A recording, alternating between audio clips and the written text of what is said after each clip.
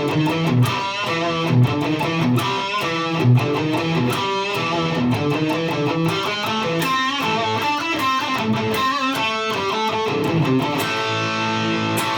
going on, you guys? It's John here, and I've got Led Zeppelin Black Dog for you guys. It's a must-know rock riff. It's one of those staples, you know? So let's get right into it. So this first little riff, the very first note, I think the important thing for you to know about this is that you start the riff on an upstroke, or at least that's the way it's easiest for me. So we're going to start on the 7th fret A string with an upstroke, and you've got the 5th, 6th, and 7th fret on the D string. So then you're going to start alternate picking from there, down, up, down. Okay? So you've got. Okay? So you end up at the 7th fret on the D string. What you're going to do is roll back down to the A string 7th fret. Okay? And that's going to be another upstroke. Okay? So it sounds like this. And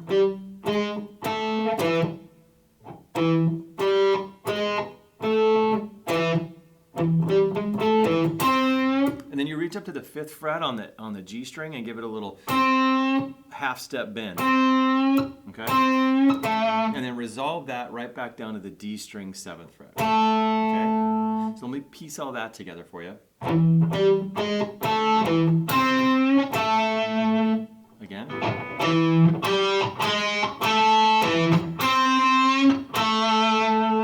And then you've got this.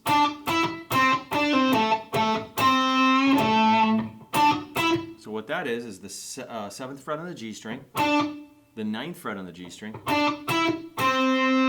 5th fret on the G string, and then what I do here is it sounds like a pick-pick-pull to me, so it's a pick, that's the pick-pick-pull, so you got a pick on the 7th fret, pull back down to 5, so you're pulling off the note to 5 here, okay?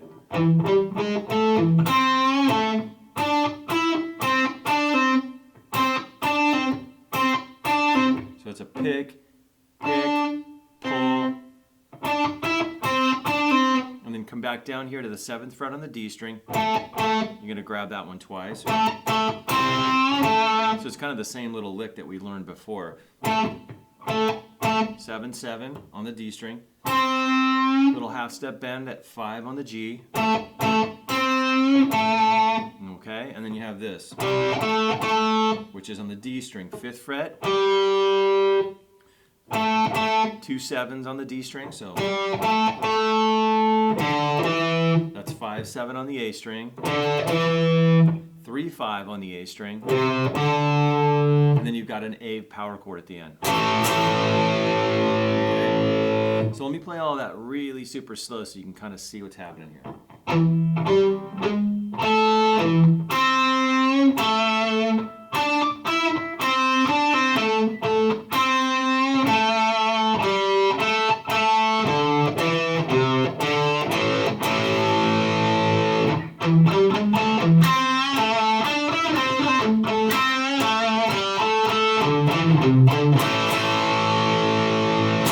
Okay, so that was about half speed or quarter speed, but you guys can practice that and get it up to speed. Now there's another little riff in here that's very similar, but there's some little differences about it, so let's go through that. Okay, now it essentially starts out the same. You're going to do an upstroke, but now we're down on the E string, the low E string, 7th fret. So you get the low E 7th fret, upstroke, and then you got 5, 6, 7 on the A string. And again, that's just alternate pick. Just like that, okay? And then you're going to roll down to this 7th fret on the E string. Okay? So up to this point, it's exactly the same as the first riff I just showed you, except for down a set of strings, so to the lower string set. Reach up to the D string, do the little half step bend, and then come back down on the 7th fret on the A string.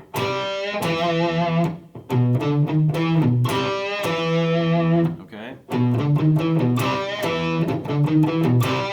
So that riff happens a few times, okay? before we change it. But what I want you to know about that is that every time it comes back around and you play it again, it ends up in a different place in the rhythm, so it feels different. It sounds a little different, simply because it's in a different place in the rhythm. So it sounds like a different riff sometimes.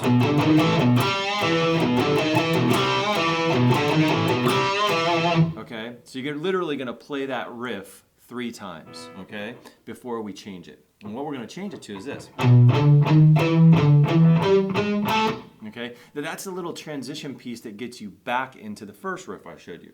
So let me show you that. So it's a 7th fret on the low E string with your 3rd finger. So again, start it with an upstroke. And you're going to go 5, 6, 7 on the A string. So it's nothing new so far. So that's the next part of the riff, which is 5, 7 on the A string, 5, 6, 7 on the D string. And that literally is going to get you back into the first riff. So let me show you how that happens.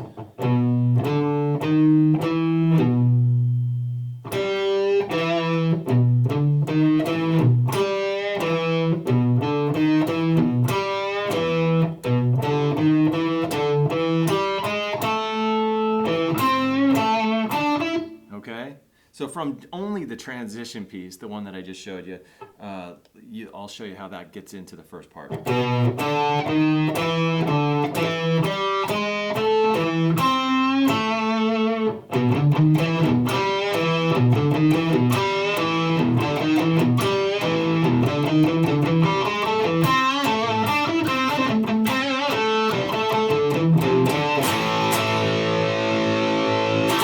All right, you guys have fun with that. Take your time, and I'll see you guys real soon.